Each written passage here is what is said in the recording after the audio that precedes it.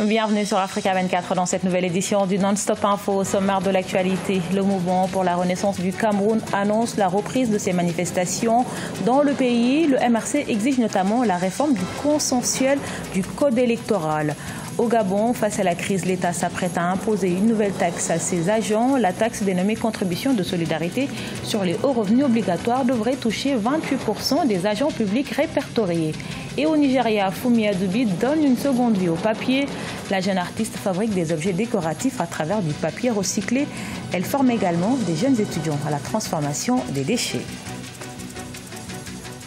Mais tout d'abord, c'est la fête nationale au Sénégal. Le pays célèbre ce jeudi 4 avril son 59e accession à la souveraineté internationale. Comme chaque année, un grand défilé est prévu pour rendre hommage à la nation. La Gambie, le Madagascar et le Libéria sont les pays invités d'honneur de cette fête d'indépendance 2019, dont le thème est les forces de défense et de sécurité dans l'éducation et la citoyenneté et à l'unité nationale. Le chef de l'État, Macky Sall, dans son discours à la nation, a salué l'engagement et la détermination des forces de défense et de sécurité. Au Cameroun, le mouvement pour la renaissance du Cameroun annonce la reprise de ses manifestations à travers le pays. À compter de ce samedi 6 avril 2019, les militants du MRC vont marcher pour exiger la libération de Maurice Kamto, mais pas que. La réforme du code électoral, la tenue des élections régionales avant les municipales et le respect du droit à manifester sont également au cœur des manifestations. Les précisions dans ce reportage de notre correspondante Viviane Bauken. Le mouvement pour la renaissance du Cameroun MRC de Maurice Kamto annonce la reprise des manifestations publiques dès le 6 avril 2019 sur l'ensemble du territoire national. Cette annonce a été faite par le troisième vice-président de ce parti d'opposition lors d'une conférence de presse à Yaoundé. Pour ce parti, ces marches visent à réclamer l'application des réformes consensuelles du code électoral et le respect du droit à manifester. Le mouvement pour la renaissance du Cameroun, le MRC, a le devoir de se ranger du côté des populations, afin d'opposer une résistance digne de ce nom aux oligarques corrompus et irresponsables du système gouvernant actuel. La renaissance du Cameroun MRC se veut également indiquer qu'il ne prendra pas part aux élections régionales en cours de préparation. Le président du MRC avait d'ailleurs décrié la tenue de ces régionales avant l'élection des conseillers municipaux. Le MRC dénonce la modification partielle et partielle de la Constitution du Cameroun et de la loi portant code électoral. Le régime ayant institutionnellement et malhonnêtement opté d'organiser les élections régionales avec un collège électoral illégitime et complètement acquis à sa faute organisée.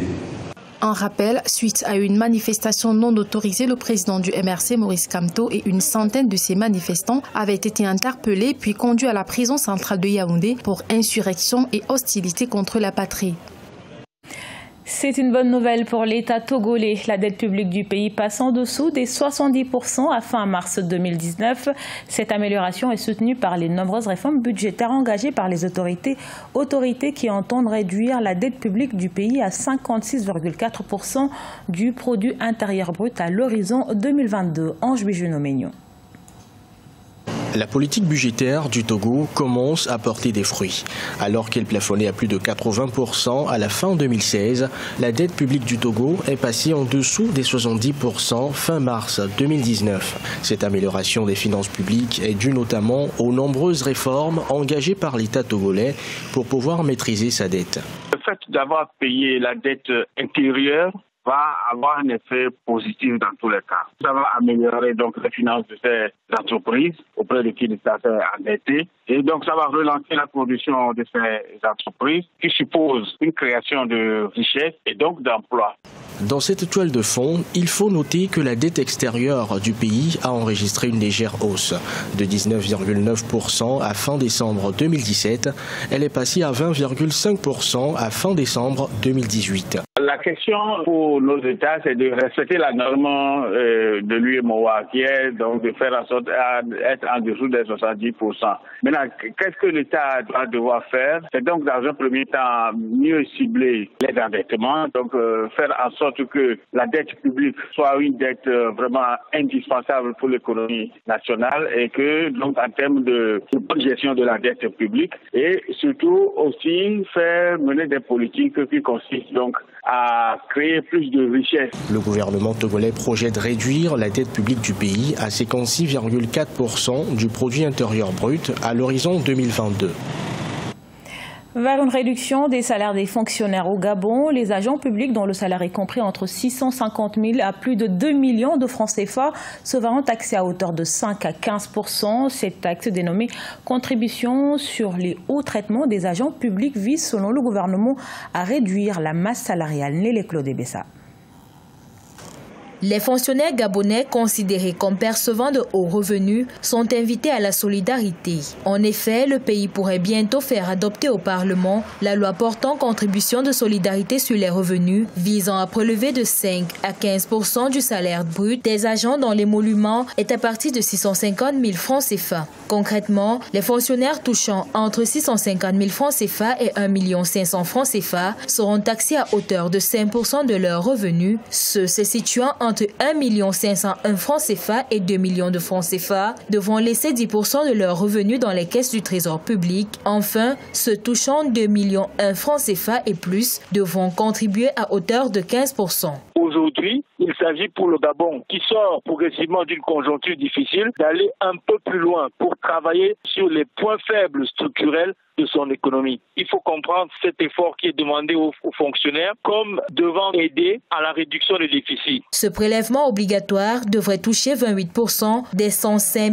851 agents publics répertoriés lors du recensement de juillet 2018. Si la solidarité des fonctionnaires est mise en avant, la contribution de solidarité sur les hauts revenus vise en réalité à réduire la masse salariale estimée à 709,8 milliards de francs CFA en 2018.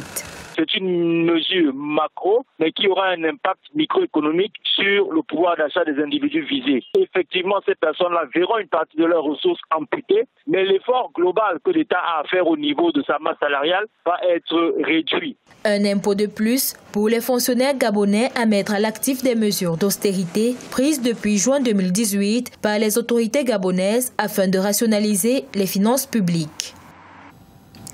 En plus de l'épidémie d'Ebola qui sévit dans l'Est, la République démocratique du Congo doit aussi faire face aux épidémies de choléra et de la rougeole. Pour cette maladie, une grande campagne de vaccination va être lancée entre le 11 et le 15 avril. Dans le pays, plus de 41 000 cas suspects et près de 800 décès dus à la rougeole ont été recensés. 14 provinces du pays sont touchées par la maladie. Transformer les déchets de papier en articles écologiques attrayants, ainsi se résume l'activité de Fumi Adubi, jeune artiste nigériane de 29 ans. Elle a développé son activité et grâce aux médias sociaux, l'artiste commercialise ses œuvres issues du recyclage qui sont appréciées des sociétés événementielles. Son portrait avec Amen Adji. Au Nigeria, Fumi Adubi crée des produits décoratifs à partir de papier usagé. Elle fait du recyclage pour former des objets attrayants pour divers événements comme des séances photos, des anniversaires et des mariages. La principale histoire derrière ceci est pratiquement le recyclage.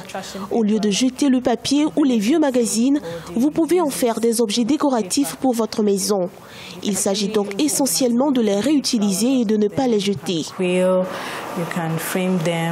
Âgée de 29 ans, Adubi a commencé son métier en 2016 après avoir vendu une entreprise de confiserie. Elle utilise des matériaux pour créer des styles simples à partir de $40 et dont le prix est en fonction de la complexité du projet. Ces produits sont commercialisés sur les médias sociaux et attirent l'attention des agences d'événementiel. Les Nigérians apprécient énormément ce que je fais et s'émerveillent. Ils sont curieux de savoir si c'est vraiment du papier, ils ont envie de toucher. C'est la raison pour laquelle je forme les gens en leur faisant savoir qu'ils peuvent créer quelque chose de beau avec juste des journaux. Dans ce studio d'art à Lagos, au Nigeria, Fumi Adoubi forme des étudiants à l'usage du papier pour créer des objets de décoration à partir du papier recyclé. Son objectif est d'expérimenter davantage de techniques de fabrication afin d'élargir ses services pour toucher davantage de clients dans le pays. Ce journal a été réalisé par l'ensemble de la rédaction. Merci pour votre fidélité. Retrouvez dans un instant une nouvelle édition de l'actualité sur Africa 24.